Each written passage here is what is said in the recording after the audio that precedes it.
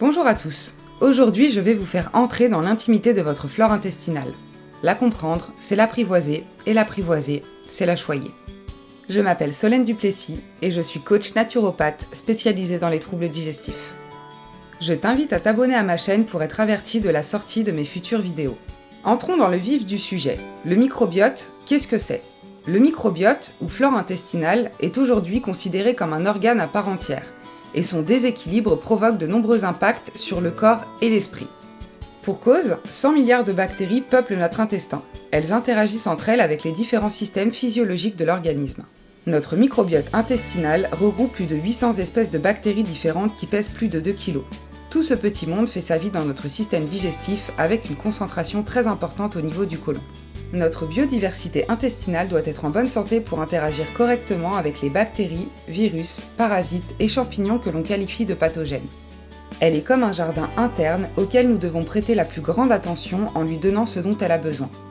Une bonne ou une mauvaise santé intestinale a un impact direct sur le système immunitaire. Il est à ce jour largement établi que le microbiote intestinal joue un rôle prépondérant sur le bien-être et la santé dans sa globalité.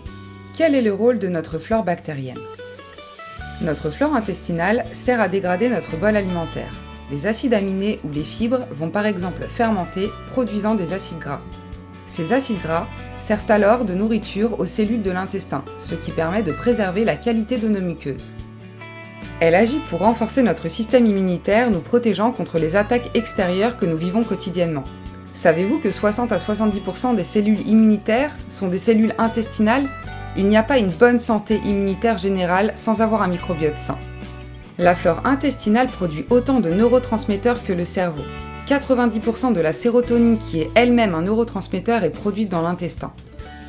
On peut alors aisément comprendre les dépressions et les états de bien-être dégradés qui résultent d'une santé digestive fragile.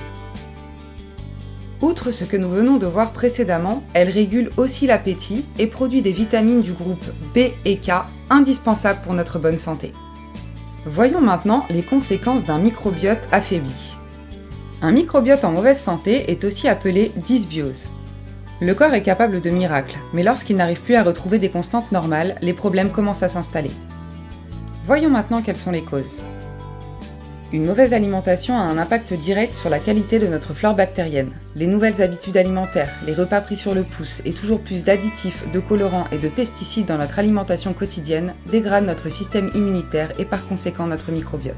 Une alimentation trop pauvre en fibres, vitamines et oligo-éléments et trop riche en aliments raffinés et transformés reste la première cause de la dysbiose microbienne. L'alimentation est souvent incriminée. Elle n'est malheureusement pas la seule responsable des dysfonctionnements de l'intestin. Les tensions quotidiennes provoquant le stress, l'activité physique insuffisante ou excessive, la prise de médicaments, la pollution, la liste est longue et tous ces facteurs réunis mettent notre système digestif à rude épreuve.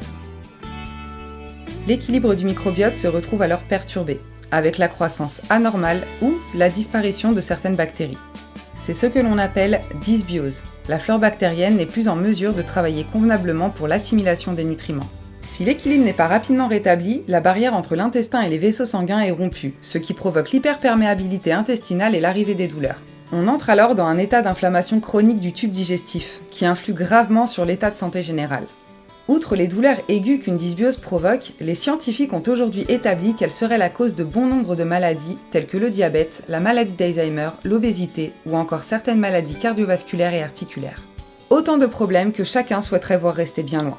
Il est urgent de revenir à un équilibre harmonieux. Prendre soin de sa santé, c'est exister.